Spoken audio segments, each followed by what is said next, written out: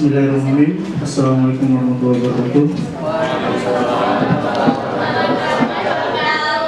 Alhamdulillahirrahmanirrahim. Wa bihi nasta'in wa ala umuri dunya waddin.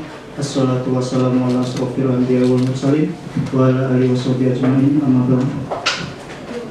Puji syukur kehadirat Allah Subhanahu wa taala yang telah memberi kita nikmat sehat walafiat sehingga kita bisa bertemu tatap muka di tempat yang insyaallah dimuliakan Allah Subhanahu wa taala. Salawat beserta salam semoga tetap tercurah limpahkan kepada junjungan Nabi besar kita Nabi Muhammad sallallahu alaihi wasallam yang telah membawa kita dari zaman ke-8 menuju zaman yang telah mendatang. Yang terhormat kepada Ibu Evi Saputri atau yang mewakili Bapak Rianto Saputra SPDI, yang terhormat Bapak Dr. Haji Surito SEMAK yang belum hadir ya, yang terhormat Ibu Dr. Heliawati SEMSI, yang terhormat Ketua Kelompok Saudara Ade Firman, yang tercinta adik-adik sekalian,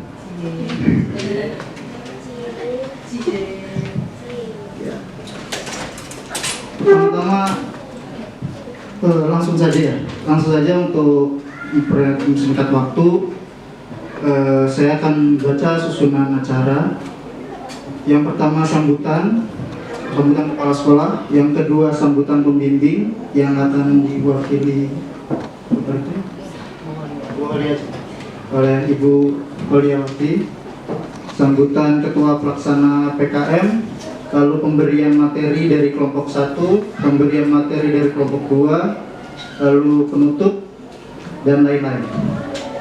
Meningkat acara yang pertama yaitu pembukaan. Marilah kita bersama-sama membuka acara ini dengan membaca lafaz basmalah. Lanjut ke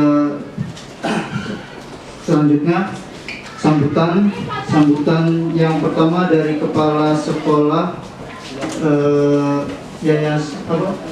SMK Hasanah Kebajikan yang diwakili oleh Bapak Rianto Saputra SPDI, dipersilakan.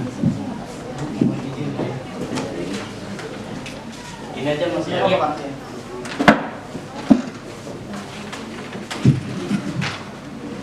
A'udzubillahi minasyaitonirrajim. Bismillahirrahmanirrahim.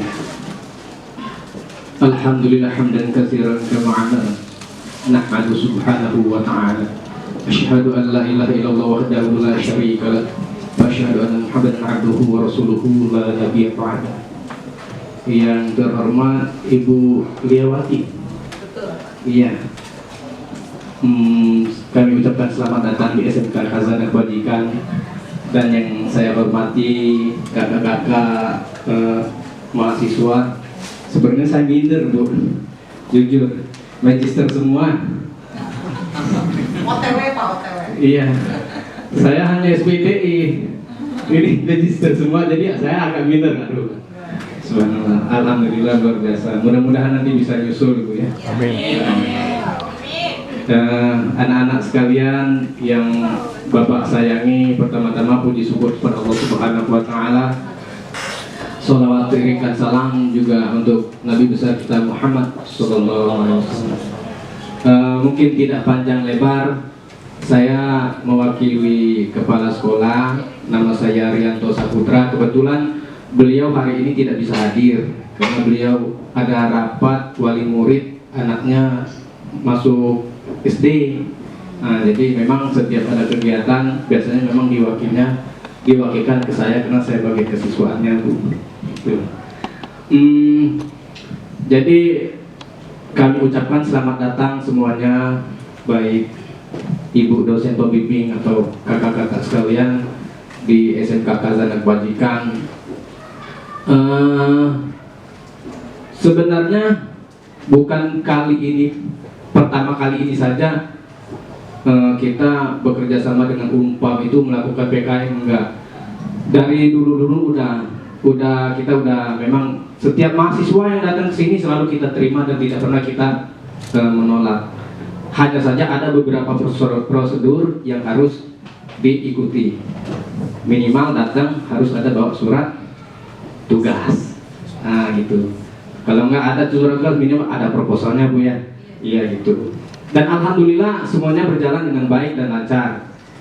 Dan ini juga kemarin bulan puasa itu 8 kelompok. Iya. Setelah bulan puasa kemarin datang lagi 4 kelompok. Nah, ini 2 kelompok agak dikit nih. Kemarin dari Fakultas Hukumnya Bu, yang 8 kelompok digabung jadi 1. Saya nggak tahu gimana mereka kok tiba-tiba mintanya, Pak kami digabung aja 8 kelompok. Ya terserah. Akhirnya saya sediakan anaknya 50.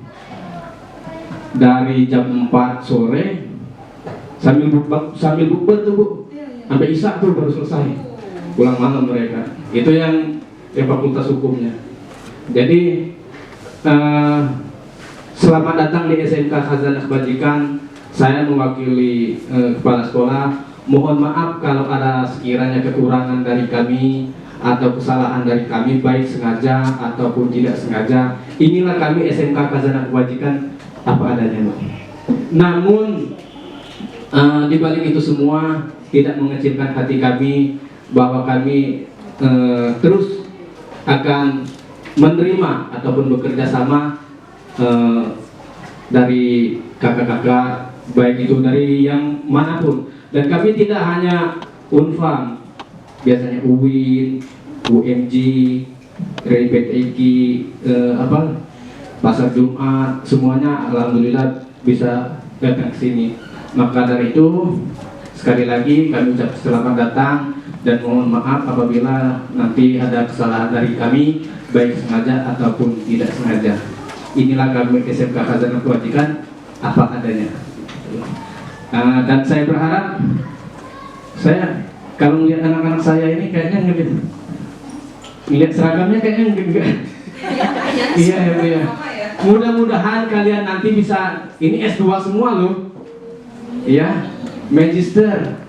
Ini ibunya, doktor. Mudah-mudahan nanti kalian bisa mengikuti ya, melebihi Pak Rianto ya. Amin ya rabbal alamin. Makanya saya minder ini yang saya hadapi magister semua soalnya. Itu saja dari saya, kurang lebihnya mohon maaf. Saya akhiri. Assalamualaikum warahmatullahi wabarakatuh. Waalaikumsalam warahmatullahi wabarakatuh.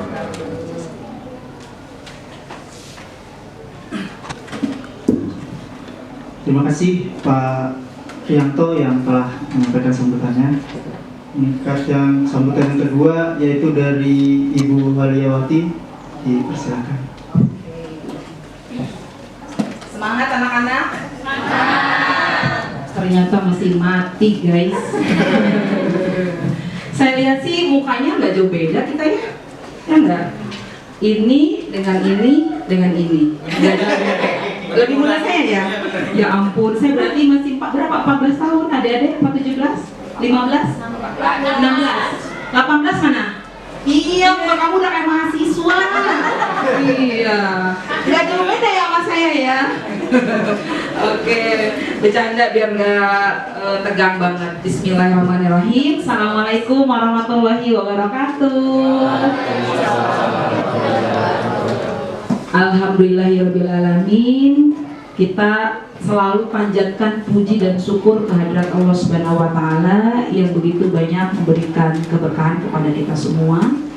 Nikmat sehat, nikmat iman, ya, nikmat banyak lagi tiada terhitung yang Allah berikan untuk kita semuanya. Alhamdulillahirrahmanirrahim. Selanjutnya salawat serta salam selalu tercurah limpahkan kepada junjungan kita Nabi besar Muhammad SAW. Semoga kita akan mendapatkan syafaatnya di yaumil akhir. Terima kasih kepada Pak Rianto yang sudah menyambut kami dengan baik. Terima kasih kepada adik-adikku, anak-anakku ya. Anak saya aja udah usianya udah 21. Berarti ini adiknya anak saya, karena teman-teman kan masih ngomongnya teman-teman ya, biar kita kayak seumuran gitu. Ya, teman-teman ini masih usianya 18 tahun, 16 tahun gitu ya. Terima kasih banyak atas penerimaan dari teman-teman semuanya mau menghadiri acara PKN. Terima kasih juga nih kepada teman-teman magister akuntansi yang sudah menyempatkan waktunya. Semuanya sibuk nih Pak, orang-orang penting semuanya yang meluangkan waktunya, pikirannya untuk berkuliah dulu, terlebih dahulu untuk kuliah melanjutkan S2-nya, lalu hari ini mengadakan PKM. Terima kasih. Mudah-mudahan semua usahanya teman-teman, semua pengorbanannya teman-teman, waktu, tempat, biaya dan segala macamnya, insya Allah akan tergantikan lagi dengan yang lebih banyak lagi. Alhamdulillah, terima kasih ya. Selanjutnya saya akan memperkenalkan diri. Nama saya Holyawati, saya dosen pendamping dari Magister Akuntansi. Saya adalah dosen Unpam, teman-teman semuanya, ya, dosen S1 Akuntansi di Universitas Pamulang di S1-nya. Lalu saya juga dosen di S2 di Magister Akuntansi, tapi belum ngajar nih di kelas ini. Next ya, Medlit ketemu saya. Lalu saya juga dosen di Magister Manajemen di Universitas Pamulang. Saya juga dosen di UT, tahu ya, UT. Lalu saya juga dosen di STAN, Sekolah Tinggi Akuntansi Negara. Dan saya juga jadi dosen di Universitas Pembangunan Jaya. Tetapi home base saya di Universitas Pamulang, ya. Saya sudah mengajar di Universitas Pamulang itu di tahun 2001. Unpam ada, saya ada. Jadi saya benar-benar membidani lah universitas swasta yang ada di Tangerang Selatan. Ada 4 kampus kita, supaya teman-teman kenal. Pertama di Bundaran Pamulang, tahu? Ya, tahu banget lah ya, di Bundaran Pamulang. Itu adalah khusus untuk ekonomi, manajemen, sama akuntansi. Lalu beranjak lagi sedikit di sebelah kiri di Witana Harja, tahu ya? Ada Mitra 10 gede, ada masuk jalan itu ke situ. Ada Witana Harja itu khusus untuk teknik industri, teknik mesin di situ. Maju lagi sedikit, lewatin rumah saya, ada di Victor, ya, gedungnya tinggi, paling tinggi gedung, nggak ada lagi, hanya Unpam, ya. Ada lift sama ada eskalator, udah kayak di mall, ya. Kalau datang foto-foto boleh. Saya undang Pak Yanto ke sana ya Pak. Oke, supaya nanti mengantar anak didiknya, mudah-mudahan bisa lanjut ke sana. Kenapa? Enggak? Oh, enggak bertanya. Oke. Unpam itu satu lagi ada di Serang. Ya, di Serang, Banten. Di Serang itu kita ada 60 hektaran. Gede segede gaban, jauh memandang, ya sekarang masih ada sawah-sawah, ya, tapi sudah ada bangunannya juga. Kira-kira menampung 100.000 orangan lah Pak. Itu kita akan mengambil teman-teman ya yang ada di daerah Banten, pedalaman ke sana itu. Di sana itu kan kampusnya mahal-mahal ya. Mohon maaf, masih banyak orang yang belum berpendidikan tinggi yang akhirnya menurunkan kualitas pendidikannya gitu ya. Akhirnya Unpam hadir di sana untuk menerima atau melayani, mengangkat harkat derajatnya yang ada di daerah Lampung, Sumatera gitu ya, sama di daerah Banten pegunungan sana. Nah, kami di Pederdikti itu ada 80.000 mahasiswa Pak, ya, yang aktif hari saat ini. Setelah pandemi kira-kira 65 sampai 70 mahasiswa. Luar biasa, banyak banget. Kalau teman-teman datang lewatin, kalau hari Sabtu ya, kalau nggak libur itu bikin sewot gitu. Kenapa macet? Ya, Unpam datang ke Bundaran macet, ke sebelah sana juga macet. Semuanya penuh dengan anak Unpam. Kalau lagi UTS, semuanya kan harus pakai alma mater kayak gini nih. Itu bisa kelihatan dari BSD menuju pakai motor semuanya, gitu, beneran deh. Kita pakai drone itu, kalau hari Sabtu pas lagi ujian, semuanya begini warna biru semuanya. Itu sampai merinding, segitu banyaknya mahasiswa Unpam. Pak Arianto, mahasiswa Unpam itu tidak hanya di sekitar sini teman-teman, tapi sekarang ini Unpam sudah menjadi tujuan dari calon-calon mahasiswa dari luar daerah, terutama daerah timur. Mereka berbondong-bondong menggunakan truk datang ke Unpam, melewati sungai, lembah, lautan, gunung ya, untuk sampai ke Tangsel, Tangerang Selatan untuk berkuliah, meningkatkan harkat derajat mereka. Banyak banget mahasiswa saya itu dari yang namanya Papua, Nias, Makassar, Sulawesi dan lain-lainnya, Sumatera gitu, daerah Jawa. Bahkan kita pernah menemukan dari Bandung saja mereka kuliah itu 1 minggu sekali hari Sabtu. Mereka patungan pakai mobil, jadi mereka jam 6 udah nyampe ke Unpam, nanti balik lagi jam 6 sore lagi. Jadi cuma seharian aja setiap hari Sabtu. Alhamdulillah ya Pak Rianto, itu tekad kita untuk membantu pemerintah meningkatkan pendidikannya di Indonesia yang memang masih jauh banget kalau kita bandingkan di daerah tetangga gitu ya. Kalau saya melihat anak saya kebetulan kuliahnya di negara sebelah di Malaysia, mereka itu jauh banget taraf pendidikannya dengan kita, karena benar-benar minimum wajib pendidikan itu adalah S1 gitu. Jadi kuliah, ada yang D3 tapi mereka melanjutkan lagi gitu. Kalau kita kan masih ada yang bahkan hanya tamat SD. Banyak banget di daerah saya juga sama seperti itu ya, masih banyak banget orang-orang yang pendidikannya hanya SD. Saya berharap teman-teman setelah tahu Universitas Pamulang nanti, kalau bukan saya mendoakan ya, tidak, jika teman-teman tidak diterima di negeri ya atau di swasta yang biayanya mahal, karena kan kita semuanya tidak rezeki kita tidak sama ya. Unpam ada, silakan teman-teman mendaftarkan diri ke Universitas Pamulang. Ada berbagai macam program studi. Teman-teman mau apa? Ekonomi ada ya, ekonomi itu ada dari mulai akuntansi, manajemen, sekretaris, perpajakan ya, khusus untuk perpajakan, terus ada D3 akuntansinya. Untuk teknik banyak banget, ada teknik apa ya, informatika ada, mesin ada, teknik industri yang digandrungi sama anak-anak muda zaman sekarang itu ada. Untuk sains juga ada kimia, matematika juga ada kita, hukum juga ada. Terus apalagi coba yang boleh ditanyakan, insya Allah kita ada semuanya. Jadi kami memperkenalkan Unpam supaya teman-teman tahu dulu gitu.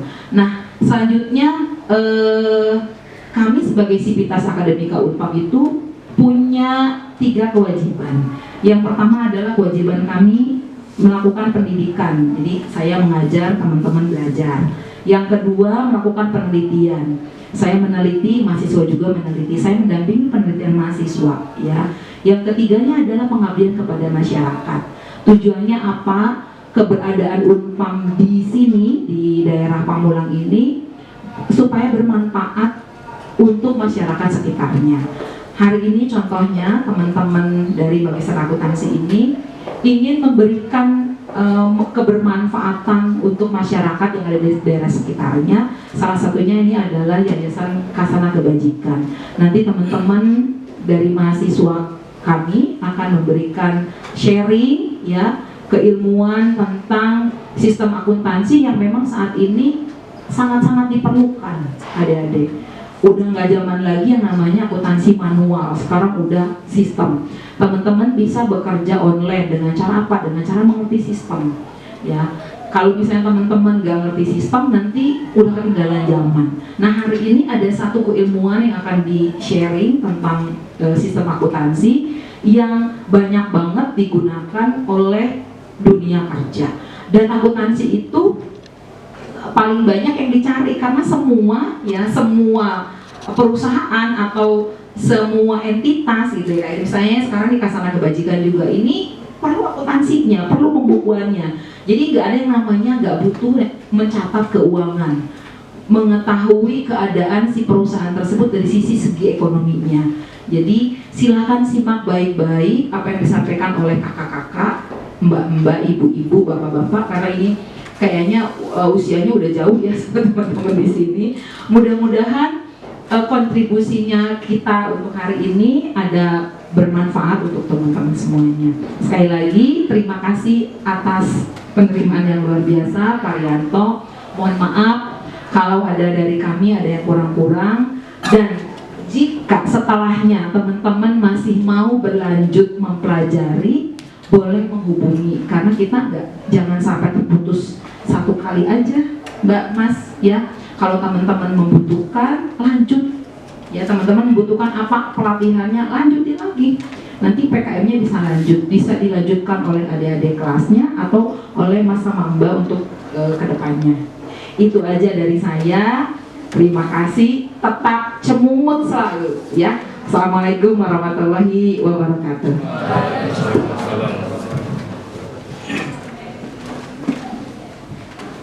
Terima kasih Ibu Waliawati yang telah memberikan sambutannya. Lanjut ke sambutan yang ketiga kepada Ketua Kelompok PKM Empang, Saudara Ade Firmansyah. Ketua waktunya dipersilakan.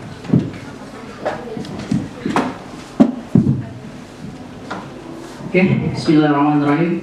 Assalamualaikum warahmatullahi wabarakatuh. Innal hamdalillah nahmaduhu wa nasta'inuhu wa naghfiruhu wa na'udzu billahi min syururi anfusina wa min sayyiati a'malina may yahdihillahu fala mudhillalah wa may yudhlilhu fala hadiyalah. Asyhadu an la ilaha illallah wa asyhadu anna Muhammadar Rasulullah. Amma ba'd. Puji syukur kehadirat Allah Subhanahu wa taala yang telah memberikan kita beribu-ribu nikmat yang kita tidak bisa hitung satu persatu nikmatnya, sehingga kita bisa berkumpul di tempat yang insyaallah barokah ini ya Pak ya Bu. Puji syukur, salam dan salam kita haturkan kepada baginda besar kita Nabi Bana wa Nabiyana Muhammadin Sallallahu Alaihi Wasallam.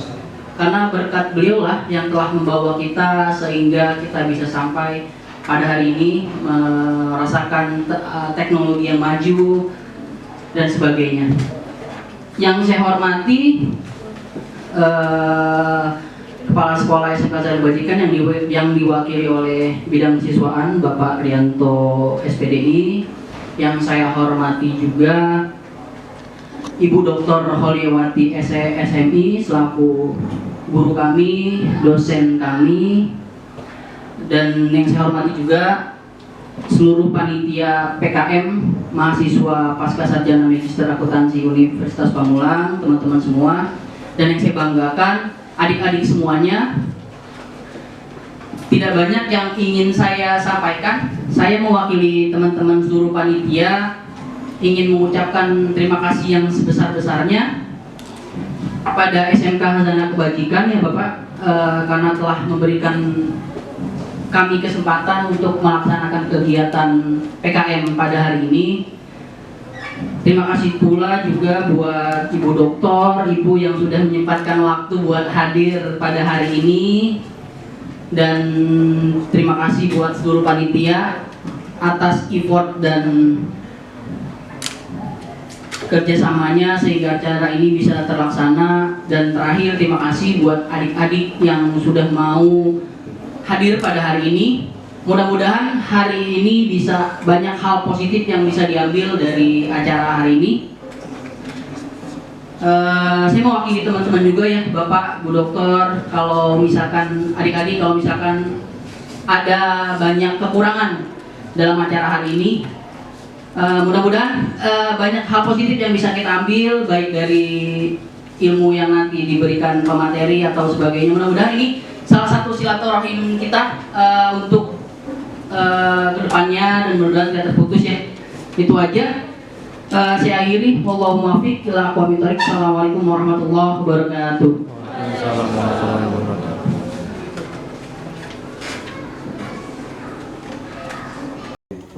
Baik, teman-teman sekalian, ya, oke.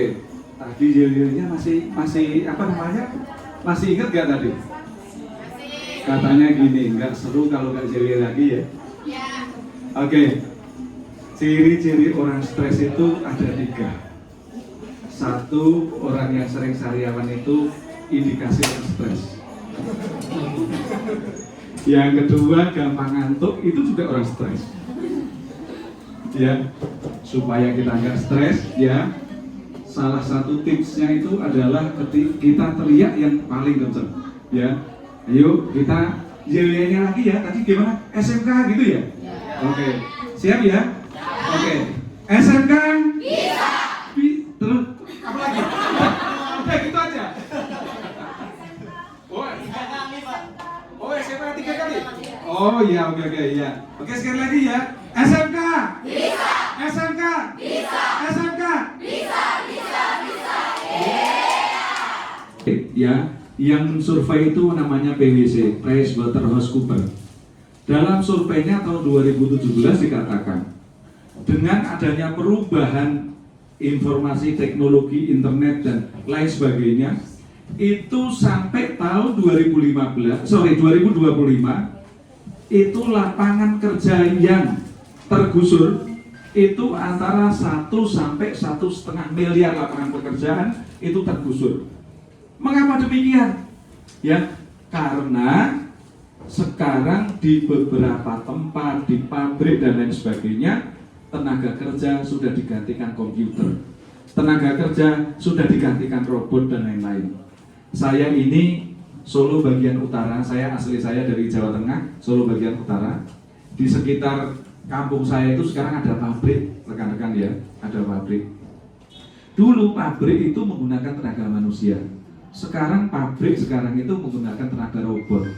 Robot itu tidak pernah mengeluh, nggak pernah kecapean, nggak digaji diem aja, ditendang ya diem aja, disentil telinganya juga diem aja. Coba kalau manusia, gajinya nggak dinaikkan demo, ya, terus suruh lembur ngeluh, besok lagi ini, nah, banyak kelemahan. Akhirnya sekarang ya pabrik-pabrik di beberapa tempat digantikan dengan robot. Orang kampung saya itu dari sana, dari Solo sana, sekarang banyak yang menjadi tenaga kerja di Jepang, di Korea. Adik saya itu di Korea, di sana tugasnya itu hanya maintenance robot. Jadi yang bekerja di pabrik itu robot.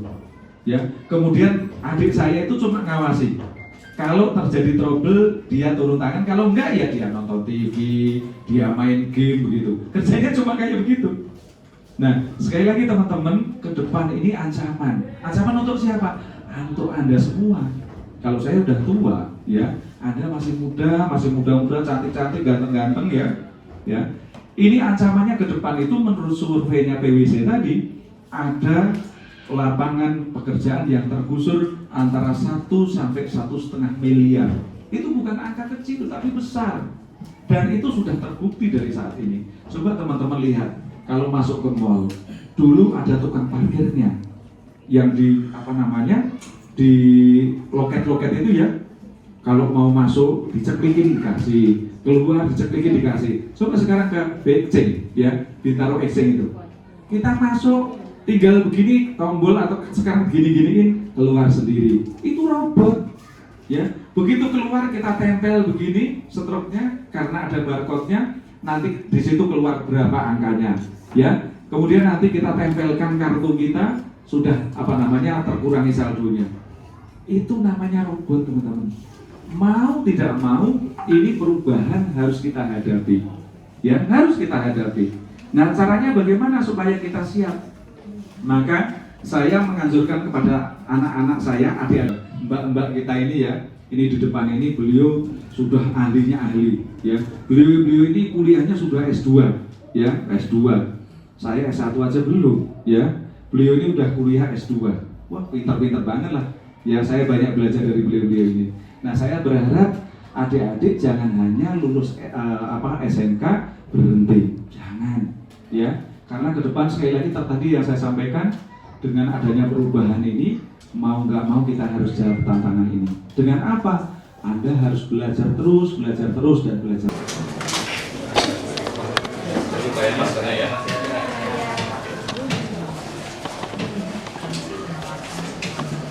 Terima kasih buat semua hadirin. Okay. Bismillahirrahmanirrahim. Assalamualaikum warahmatullahi wabarakatuh. Waalaikumsalam warahmatullahi wabarakatuh. Kayaknya masih kurang semangat ya. Saya pengen dengar lagi yang semangat. Assalamualaikum warahmatullahi wabarakatuh. Waalaikumsalam warahmatullahi wabarakatuh. Ucap. Karena sebelumnya saya mau tanya di sini. Di sini teman-teman semua SMK-nya ngambil akuntansi semua nggak? Perkantoran. Ini perkantoran. Yang ini perkantoran juga. Yang sebelah sana perkantoran juga. Wah, perkantoran juga ya. Berarti ada target kerja yang akan dilaksanakan setelah lulus. Benar nggak? Benar ya. Oke. Perkenalkan, nama saya Zuhri Andriasa. Saya mahasiswa magister akuntansi. Usia saya saat ini 39 tahun, tapi masih kelihatan muda. Amin. Istri saya sudah ada 1, anak 2. Nomor sepatu 42, nomor baju XL. Silakan kalau mau ngirim hadiah bisa langsung ke Unpam. Oke. Buat teman-teman semuanya, sebelum saya mulai materi yang akan diberikan, saya ingin tanya. Kira-kira teman-teman semua di sini rencana apa sih yang teman-teman pengen lakuin setelah lulus dari SMK ini? Pengen apa, Mbak? Oh, menikah. Menikah katanya. Karena saya mendengar suara hatinya. Menikah katanya. Menikah. Udah ada calonnya? Oh, sudah di kelas ini katanya ikut juga.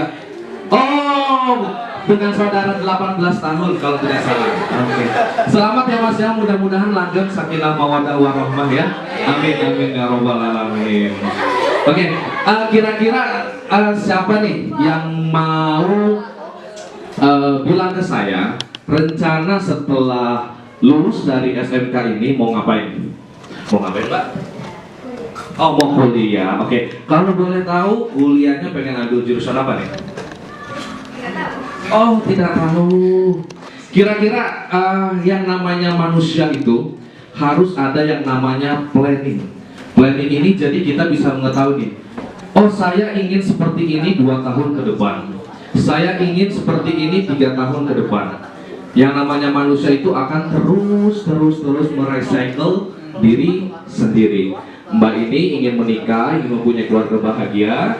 Mbaknya mau kuliah. Mbaknya mau apa? Kuliah juga. Jurusan apa? Oh, belum tahu juga. Nih, kira-kira saya pengen dong acungin tangan ya. Yang di sini pengen kuliah, tapi nggak tahu jurusan kuliahnya yang mau diambil, coba acungin tangan. Wah, banyak ya. Ada 400 orang ternyata. Oh iya Mbak.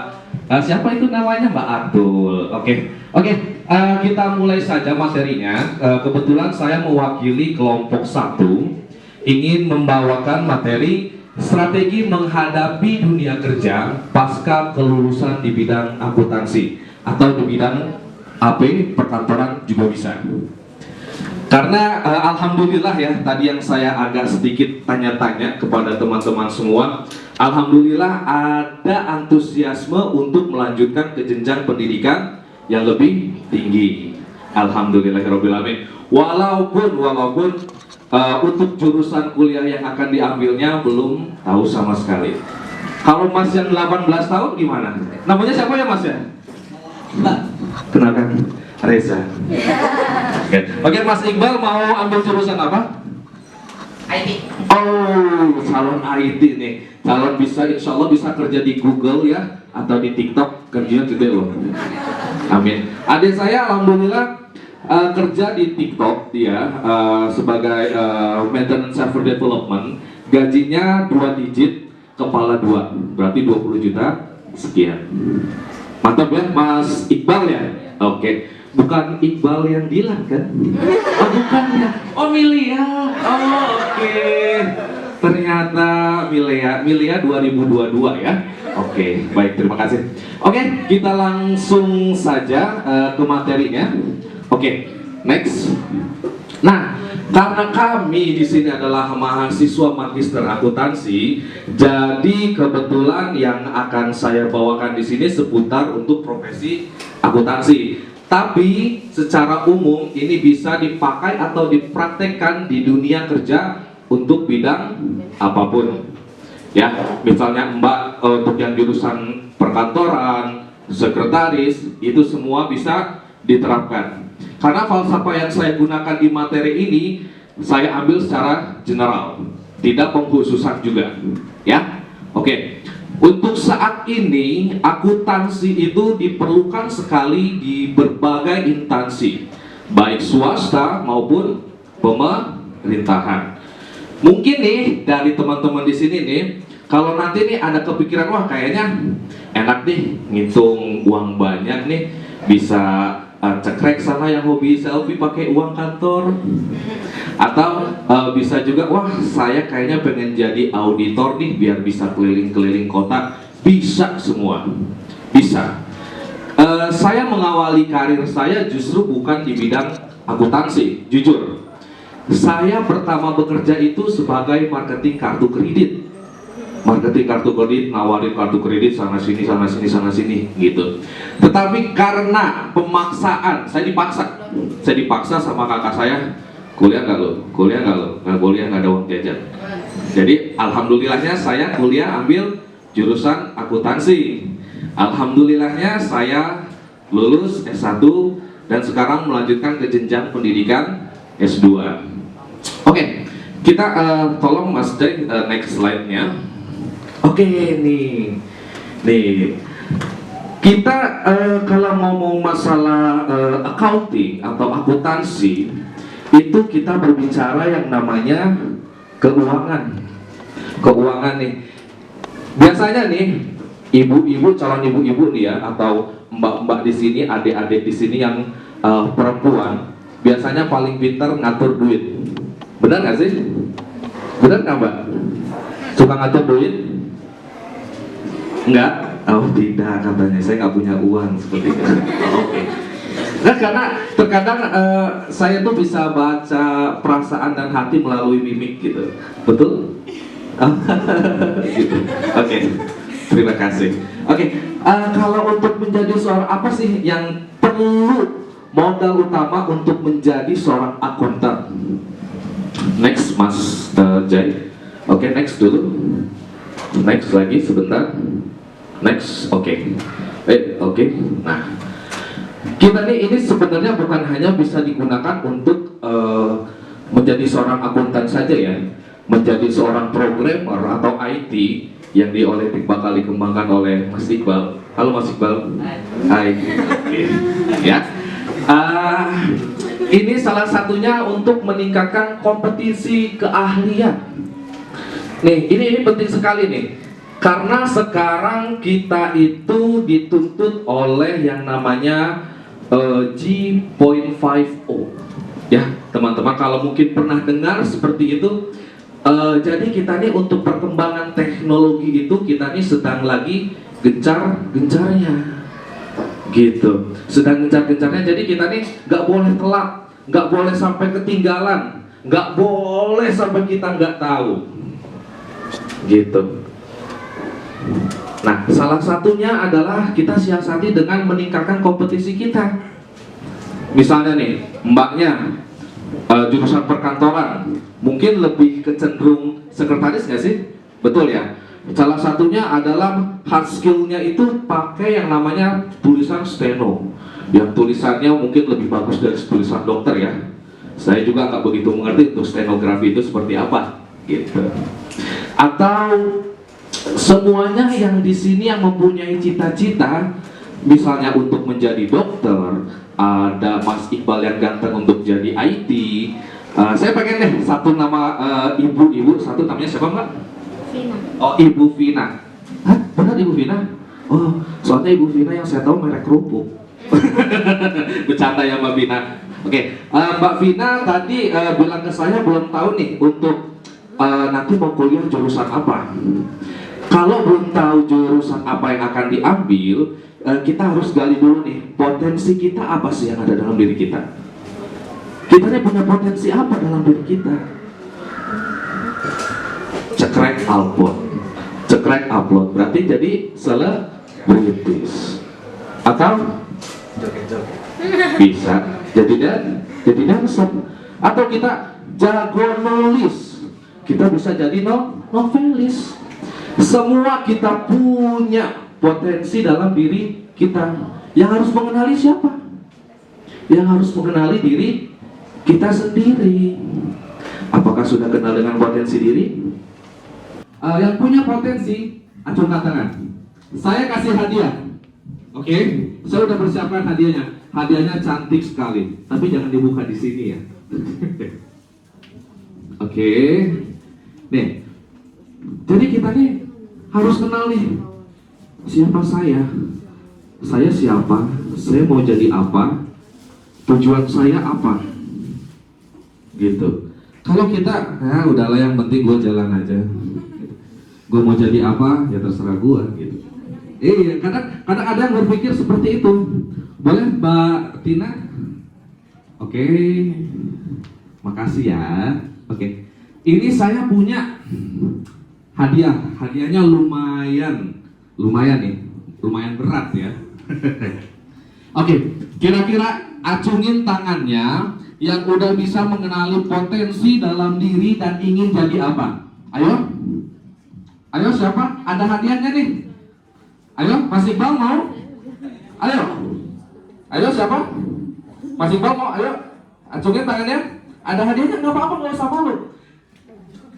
Tidak juga mbak-mbak yang magister ya, tidak ya. Halo, tidak ya. Anda sudah menikah, tidak? Oke, gimana? Ayo siapa? Ayo siapa yang mau ngacungin tangannya? Ayo siapa? Potensi itu adalah sesuatu yang kita sadari kita memilikinya. Bukan potensi untuk mencintai dirinya ya, tidak. Oke? Misalnya, oh saya ini sepertinya potensi saya menjadi, saya pintar ngitung, mungkin saya mau jadi guru matematika.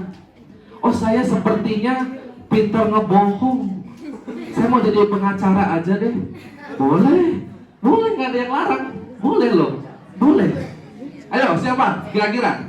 Ayo acungin tangannya, silakan sini mbaknya. Tolong dong kasih mas mic-nya. Yuk, kasih tepuk tangan dong biar meriah. Oke. Ayo nggak apa-apa. Yuk kita sekalian kita belajar untuk berbicara karena itu adalah soft skill dan hard skill yang harus kita punyai nanti di dunia kerja. Oke, silakan. Namanya siapa? Yasmin. Oke, Ibu Yasmin. Ibu apa mbak atau adek? Mbak berdiri aja, Mbak. Ya. Oke, gimana? Namanya siapa? Namanya Yasmin. Yang namanya Yasmin. Dek Yasmin, saya mau tanya nih. Dek Yasmin udah mengenali potensi yang ada dalam dirinya? Sudah? Berarti udah tahu nih planning apa yang mau dilakukan setelah lulus? Sudah? Ya. Kalau boleh tahu apa sih potensinya dan ingin melakukan apa di kedepan harinya? Potensinya saya suka menulis. Menulis. Jadi ingin jadi novelis kah atau sebagai writer atau jadi apa nih? Tapi cita-citanya pengen jadi pengusaha. Oh, jadi pengusaha. Oke, bisa jadi. Tepuk tangan dulu, tepuk tangan. Karena nggak ada yang salah dengan potensi, dengan akhir cita-cita di akhir kita. Kalau kita bisa serius, seperti J.K. Rowling. J.K. Rowling itu adalah penulis Harry Potter.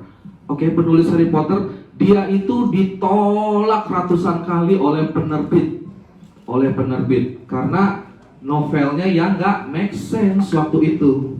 Tetapi sekarang lihat apa? Dia menjadi wanita kaya di Amerika sana. Bagus Mbak Yasmin, bagus sekali. Kasih aplaus sekali lagi buat Mbak Yasmin.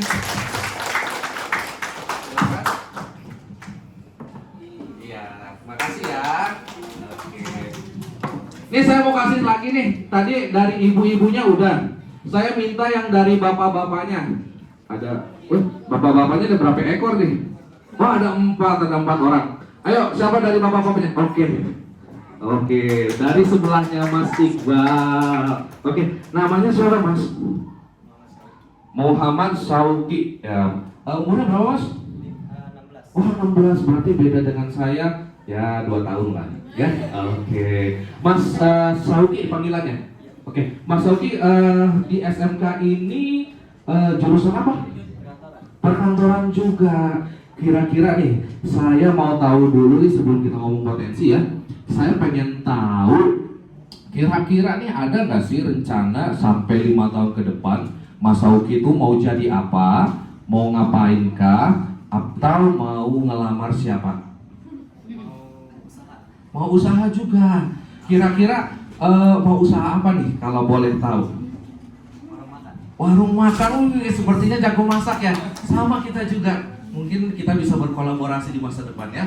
Oke, tolong dicatat Iqbal. Oke. Terus kira-kira nih kalau Mas Sauki bisa ngelihat potensi diri sendiri, kira-kira potensinya apa nih? Kalau saya boleh tebak ya, dari usaha yang akan dijalankan adalah usaha kuliner. Mungkinkah potensinya adalah potensi bisa memasak? Iya, ternyata benar. Tos, saya juga paling jago masak Indomie tapinya. Oke, oke, terima kasih Mas Sauki. Jadi ini saya sebagai pancingan aja untuk kasih hadiah kepada teman-teman semua di sini biar apa? Jadi kita harus berani, kita nggak usah takut untuk speak up di depan publik. Karena apa? Nanti yang ada niatan kuliah itu kita akan melalui 2 sidang untuk S1 ya. Pertama sidang proposal skripsi. Kalau kita nggak biasa ngomong, kita masih gerbatamnya siapa? Nama saya Hina. Nanti kita dikiranya tuh kita tuh nggak kuasai materi kita, gitu. Jadi kita harus kenali dulu nih. Sebelum kita melangkah jauh buat menyusuri kehidupan kita di masa depan, kita harus kenal dulu nih diri kita. Who am I? Who am I? Siapa saya? Saya siapa? Siapa saya? Kita harus kenal. Kita harus kenal juga potensi yang harus kita miliki. Karena ketika kita mengenali potensi kita, maka kita akan mengenali keahlian yang akan kita geluti. Jangan sampai karena kita nggak mengenali kemampuan kita, karena kita nggak mengenali potensi dalam diri kita setelah lulus kita nggak tahu mau ngapain. Ya udahlah, yang penting saya punya ijazah. Ya udahlah, yang penting saya udah sekolah, saya bisa baca tulis. Ya udahlah, bapak saya kaya. Ya udahlah, orang tua saya punya usaha. It's okay dengan itu, it's okay. Tapi orang tua mungkin bisa meninggalkan kita. Saudara-saudara mungkin punya kehidupan yang lain. Kalau kita nggak berusaha dengan diri kita sendiri, siapa yang mau mengandalkan di masa depan nanti? Mungkin ya Mbak Milea ada Mbak Iqbal, Mbak Vina ada Mas Sauki. Tapi gimana dengan Mbak yang bersuara hati ini? Untuk berbicara saja masih mengandalkan suara hati. Jadi kita harus mengenali apa sih nih kompetensi yang kita miliki, apa sih potensi yang kita miliki. Jadi ini saya nanti akan open nomor telepon saya. Tapi mohon jangan malam-malam soalnya istri saya cemburuan. Oke. Jadi kalau untuk yang ingin misalnya ada masalah nih untuk pengenalan diri sendiri, saya mau jadi apa atau saya ingin seperti apa, silakan bisa japri ke saya. Ya, nanti saya akan bisa minta ke Pak Rianto untuk nomor telepon saya. Kebetulan anak-anak magister di sini curhatnya sama saya semua, jadi saya tahu mulai dari ini saya udah tahu, dari ujung kaki sampai ujung kepala, udel-udelnya pun saya tahu. Betul, Mas Fahmi? Betul? Iya, oke. Tapi saya nggak bisa cerita di sini ya. Oke. Selain kita harus meningkatkan kompetensi kemampuan sesuai bidang jurusan atau peminatan kerja yang akan diambil, kita juga harus tahu yang namanya IQ, EQ, dan SQ. Ada yang tahu nggak di sini? IQ itu apa, EQ itu apa, dan SQ itu apa? Ada yang tahu nggak? IQ itu apa? Halo Mbak Milia, ada tahu? Oke, nggak apa-apa. Oke, nggak bisa. Semuanya mempunyai yang namanya tingkat intelektualitasnya. Kalau kita nggak punya intelektualitasnya, kita nggak akan tahu kita mau ngapain. Jadi kita harus paham betul ilmunya sebelum kita terjun ke dalam dunia tersebut. Lalu ada juga yang namanya EQ atau EQ. Ada yang tahu? Emotional quotient. Emotional quotient ini adalah kita banyak emosional, karena itu penting banget. Siapa di sini yang gampang baperan? Bisa ditunjuk nggak yang gampang baperan siapa di sini? Oh iya, kalau ibu-ibu saya udah tahu semua baperan semua. Iya. Apalagi kalau masa-masa lagi PMS ya. Kalau perempuan langsung seperti itu. Karena istri saya pun juga seperti itu. Colek dikit seperti itu. Karena saya adalah saksi emosional wanita gitu. Terkadang kalau kita nggak paham emosional gitu, kita tuh akan istilahnya salah dan salah lagi. Karena yang betul itu hanya perempuan. Iya nggak? Kita laki-laki tuh selalu salah di mata perempuan. Mau kita benar kayak gimana pun, ya udah, kita dengerin aja. Nah, di emosional dalam dunia kerja ini pun kita tuh diperlukan banget gitu. Jangan sampai nih, teman-teman ketika memasuki dunia kerja nggak bisa mengatur suasana hati. Misal Mbak Vina habis berantem sama pacarnya, kerja sampai kantor. Mbak Vina apa? Nah pasti yang lawan bicaranya kan langsung, wah ada apa nih? Ada apa nih? Kita harus tahu kecerdasan emosional itu kita harus maintain atau manage. Kalau kita nggak bisa maintain, kita nggak bisa manage, itu akan berantakan. Karena studi, tolong mas, oke, next. Enggak, no. Next lagi. Oke, slide sebelumnya. Oke. Nah, di sini teman-teman bisa baca. Rata-rata orang yang sukses itu hanya menggunakan intelektual atau kecerdasan intelektualnya itu cuma 5% sampai 20%. Selebihnya apa? Selebihnya adalah emosionalnya. Karena emosional ini akan membawa kita kepada tingkat sosialisasi kita terhadap lingkungan sekitar. Siapa sih di sini teman-teman nih pasti kan ada nih punya karakteristik macam-macam ya. Kira-kira nih di sini nih yang paling humoris siapa? Ayo tunjuk. Ada nggak sih? Kamu? Kok gini tadi? Oh bukan ya? Siapa? Helen? Mbak Helen mana? Yang suka humoris siapa? Di sini. Ada nggak? Sauki. Suka guling-guling di tanah? Oh enggak. Sauki paling humoris. Wah, good. Karena biasanya orang humoris itu gampang diterima di masyarakat manapun, gampang diterima. Jadi orang sukses itu bukan karena wah saya pinter, saya ranking 1, ranking 2. Enggak. Tapi karena kita bisa mengatur maintenance emosional kita. Kita bisa membedakan. Walaupun kita sedang kesal, tapi ketika sampai di tempat kerja, dunia kerja, kita harus lebih profesional. Karena apa? Karena itu tuntutan. Oke? Senyumnya? Good.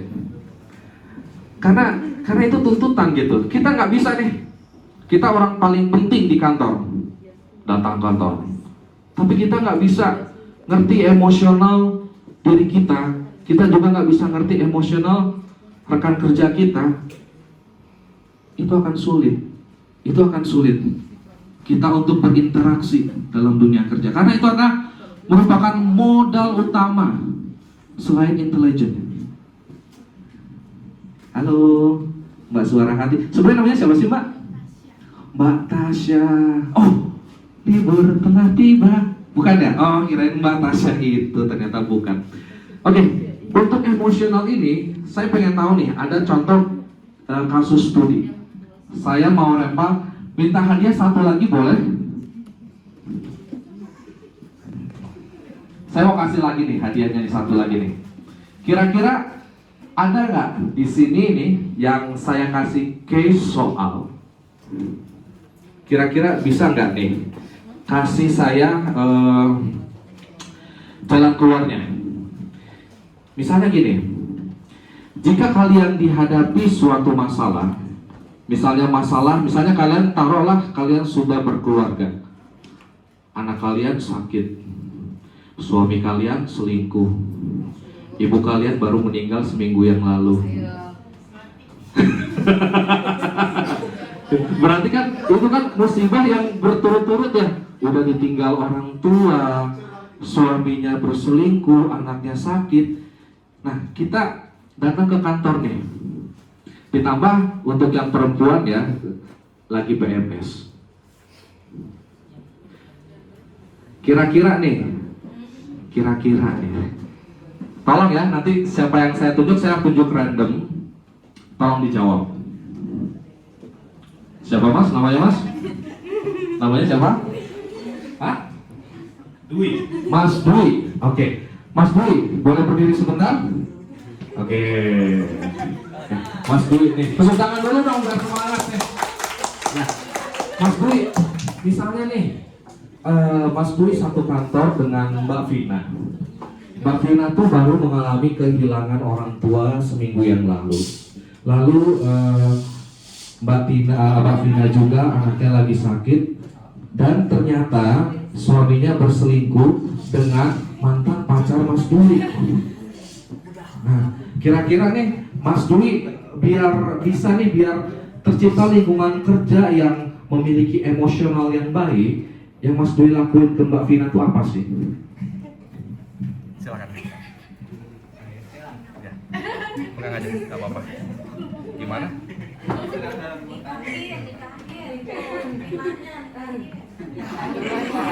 Jadi suaminya Mbak Vina itu berselingkuh dengan mantan pacarnya Mas Dwi gitu.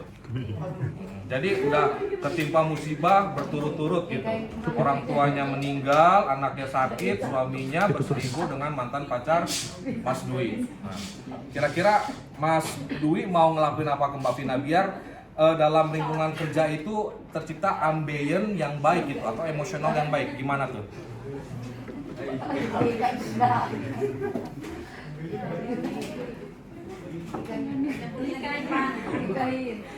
Dinikahin? Enggak. Gimana? Ada solusinya enggak? Jadi Mas Dwi mau diamin Mbak Vina gitu aja? Ya. Sepertinya terlalu berat masalah ini ya. Oke, boleh saya minta lagi? Oke. Kira-kira siapa yang bisa jawab? Nggak apa-apa, yang mau perempuan juga boleh. Siapa yang berani? Punya solusi? Mbak Hana. Mbak Hana punya solusi nggak? Satu pekerjaan dengan Mbak Vina. Mbak Vina baru kehilangan orang tuanya seminggu yang lalu. Lalu anaknya sakit hari ini. Lalu suaminya berselingkuh dengan mantan pacar Mas Dwi. Kira-kira Mbak Hana sebagai teman untuk menciptakan ambience atau lingkungan yang baik atau emosional yang baik itu harus seperti apa sih? Silakan. Saya selingkuh lagi. Ini jadi cowok lain ya Pak? Masa mau aja diselingkuhin? Maaf, saya surprise banget jawaban. Itu di luar dari narasi saya gitu. Selingkuh lagi. Jadi maksudnya Mbak Hana akan menyarankan ke Mbak Vina untuk berselingkuh lagi. Mbak Vina, yang sabar ya. Oke, kita kasih aplaus dulu dong. Kasih aplaus dulu. Silakan Mbak Hana. Ya, sama-sama. Oke, jadi solusi itu akan selalu keluar kalau kita mampu memanagenya. Kalau kita mampu melihat lebih dalam lagi lingkungan kita. Jadi kita harus kenali diri kita dulu nih. Kita harus kenal diri kita, lalu kita harus kenali lingkungan sekitar kita. Ya Mbak Tasya. Oke. Siapa Mbak namanya? Mela. Oke, saya kalau nama Mela ingat lagu TikTok.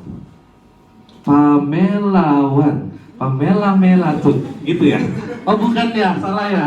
Oke, maaf ya. Oke, kalau dari segi emosional kita udah bisa ngatur, sebenarnya kita tuh bisa mengidentifikasi semua masalah yang ada. Terkadang tuh kita tuh nggak bisa mencari masalah karena kita nggak bisa identifikasi masalah tersebut. Apalagi masalah yang selalu melibatkan yang namanya perasaan dan emosional. Tetapi kembali lagi, ketika kita dihadapkan dalam dunia kerja, maka tuntutan profesionalisme itu yang dibutuhkan. Gak bisa kita, karena semua orang itu gak akan mengerti kita punya masalah. Mbak Vina punya masalah, orang lain gak akan mengerti. Yang penting hubungan kita berinteraksinya sesuai dengan tuntutan pekerjaan kita. Karena semuanya walaupun kita bekerja, itulah sangat penting kemampuan kita untuk mengenali emosi kita. Lalu yang terakhir adalah spirit quotient. Spirit quotient ini lebih kepada penitik beratan kepada kepercayaan terhadap entitas yang tidak bisa kita lihat atau yang kasat mata seperti agama. Lalu Tuhan. Mohon maaf di sini apakah Muslim semua? Muslim semua ya. Alhamdulillah ya. Oh Mas Iqbal bukan? Oh Muslim. Oh alhamdulillah. Mas Oki? Muslim. Alhamdulillah, alhamdulillah. Mas Dwi Muslim? Muslim. Oke, Muslim juga ya. Alhamdulillah di sini Muslim semua ya. Berarti kita percaya kan? Kita harus percaya. Mau sebaik apapun kita, mau sepintar apapun kita, jika kita tidak melibatkan proses dari Yang Maha Kuasa, itu akan sia-sia. Tolong Mas slide berikutnya. Oke, stop. Nah, ini kalau kita mau lihat dari sini nih, ini adalah masalah dan tantangan kerja. Ya, kalau kita hanya berpaku pada orientasi materialisme atau ekonomi saja, maka EQ-nya atau emotional quotient-nya marah, sedih, kesal, takut. Lalu God spot terbelenggu. Lalu suara hati spiritual tertutup. Logika tidak bekerja normal. Jadi outputnya apa yang dihasilkan? Kalau kita melibatkan proses dengan yang namanya spiritual quotient atau kecerdasan dalam spiritual, kita tuh meyakini bahwa ada entitas yang lebih agung, ada entitas yang lebih tinggi. Kita akan melibatkannya dalam setiap tindakan kita. Karena apapun yang ada pada diri kita ini tidak terlepas semuanya dari takdir ilahi yang sudah digariskan. Betul nggak? Kira-kira di sini ada nggak yang tahu dulu sebelum dilahirin ngapain? Nggak ada yang tahu. Kira-kira di sini ada nggak yang tahu masa depannya mau jadi apa? Nggak ada. Tapi kita punya rencana. Semuanya akan kita kembalikan lagi kepada Yang Maha Kuasa. Untuk itu, buat adik-adik, buat teman-teman semua, tolong gali potensi kalian masing-masing, lalu kalian dalami itu. Kalau kalian rasa itu adalah rencana kalian di masa depan, insya Allah akan menghasilkan. Sekian dari saya Zuri Adriansyah. Terima kasih. Wassalamualaikum warahmatullahi wabarakatuh.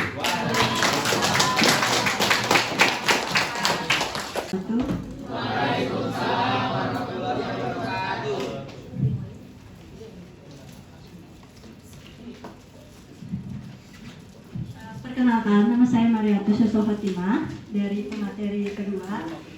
Kok suaraku jadi begini ya? Di sini saya akan membawakan tema penerapan aplikasi komputer akuntansi untuk menambah skill siswa SMK Yayasan Kasana Kebajikan dengan menggunakan aplikasi Acuan System. Nah, oke, kalian tahu kan skill itu, untuk menambah skill itu perlu gak sih menurut kalian? Perlu banget ya. Apalagi sudah disampaikan oleh Pak Juli kalau itu untuk skill dan untuk akuntansi dan revolusi 4.0 kita didorong untuk terus melek dengan teknologi. Jadi kita sebagai para akuntan, maaf dulu nih, pada di perkantoran ya. Nggak apa-apa ya, nanti kalau udah kerja mungkin jadi admin, kan bisa kan ya jadi megang finance, ya kan ya bisa ya. Nah, kita tuh sebagai orang akuntansi, perannya itu akan bersifat konsultif dan strategis. Maka dari itu kita harus memiliki sertifikasi keahlian. Di sini kalian kalau boleh tahu komputer akuntansinya pakai apa ini? Mayop ya? Mayop. Oh, Mayop. Jadi tuh mereka itu walaupun beda merek sebenarnya semua alurnya itu sama. Jadi kalau misalnya dilihat-lihat, karena kan perusahaan zaman-zaman sekarang ya sering banget yang pakai sistem akurat ini kan. Jadi untuk kita memiliki sertifikasi keahlian itu kita perlu penguasaan soft skills ya, baik interpersonal skills maupun intrapersonal skills, business understanding skills dan technical skills. Oke, next. Nah di sini kita tolong record ini. Nah, di sini saya akan memperkenalkan nih bagaimana kita menggunakan aplikasi akurat sistem. Secara kita tahu kan ya bahwa perusahaan itu banyak banget yang memakai aplikasi ini. Jadi kalau untuk sistem, kita tuh dipermudah untuk mengelola data keuangan sampai neraca laba rugi, sampai laporan data keuangan lebih cepat dan lebih akurat kan. Nggak mungkin kita pakai ledger yang bukunya gede banget terus bilang, kamu bilang sama enggak? Belum. Itu nggak mungkin kan. Jadi ya sudah, kita akan memperkenalkan lagi kembali dengan langkah-langkahnya. Lanjutkan next.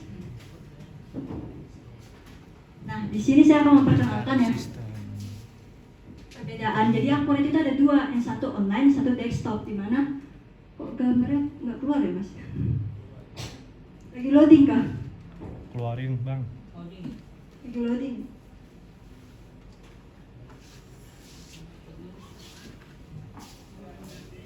Tuh udah keluar tuh. Nah, udah keluar nih. Jadi di sini saya mau memperkenalkan nih, ini untuk akurat online dan ini akurat desktop. Jadi untuk kita sebagai misalnya kita keterima nih di perusahaan tertentu, terus kita pakainya akurat online. Cara masuknya gimana? Tinggal pakai website. Sedangkan kalau untuk desktop mereka itu akan menginstal sendiri di aplikasinya dengan lisensi manajer dengan usernya masing-masing. Nah di sini gampang banget ya kalau untuk akurat online. Kalian masuknya itu dengan pakainya Gmail dengan passwordnya yang sudah didaftarin. Nah kalau untuk akurat desktop, ini saya nggak perlu lagi jelasin banyak banget kan, karena fitur aplikasi itu kan banyak banget ya. Jadi nanti saya akan beri kalian itu modul gratis loh. Ini karena saya sebagai konsultan akuntansi, konsultan akurat. Jadi saya memberikan kalian secara gratis modulnya, gitu. Nanti bisa salah satu mungkin ada yang punya WA satu, ini kan punya itu kan grup, punya grup. Nah, nanti di share aja ya. Satu ketua kelas siapa ketua kelasnya? Apa beda-beda kelasnya nih? Jangan jamin.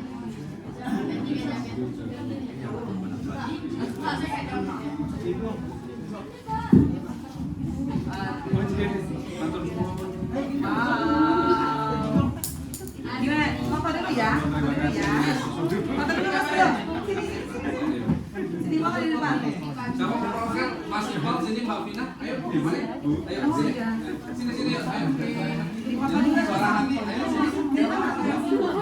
Allahumma ighfir lana dzunubana wa li walidina wa li masayikhina wa li jami'il muslimina wal muslimat wal mu'minina wal mu'minat al ahya'i minhum wal amwat. Allahumma inna nas'aluka salamatan fid din wa dunyana wal akhirah wa afiyatan fil jasad wa siyadatan fil ilmi.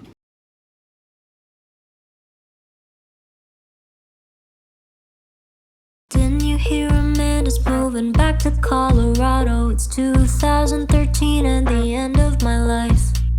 Freshman year's about to plummet just a little harder, but it didn't cause we kissed on that Halloween night. I bleached half my hair when I saw Zoe on your vest, but it was orange from 3% peroxide thanks to you. I needed a good cry, I headed right to Kendra's. I hated you and I hope to God that you knew. Now there's drama, found a club for that where I met ya. Had a heart attack, yada yada. At the end, yeah, we burned, made a couple U-turns. You were it till you weren't. High school in Jakarta, sort of modern Sparta. Had no chance against a teenage suburban.